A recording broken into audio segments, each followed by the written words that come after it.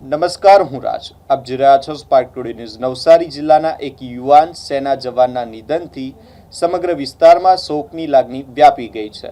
વતનમાં રજા ગાળવા આવેલા 32 વર્ષીય અરવિંદ રાયનું હૃદય રોગના હુમલાને કારણે અવસાન થયું હતું. અરવિંદ રાય છેલ્લા 14 વર્ષથી દેશ સેવામાં જોડાયેલા હતા અને જોધપુર આર્મી ડિવિઝનની 33 તોપખાના રેજિમેન્ટમાં હવાલદાર તરીકે ફરજ બજાવતા હતા.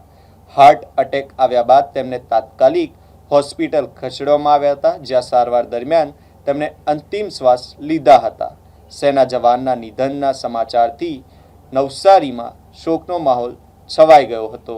ત્યારબાદ અરવિંદ રાયને લશ્કરી સેનાના સન્માન સાથે અંતિમ વિદાય આપવામાં આવી હતી, જેમાં મોટી સંખ્યામાં નગરજનો જોડાયા હતા.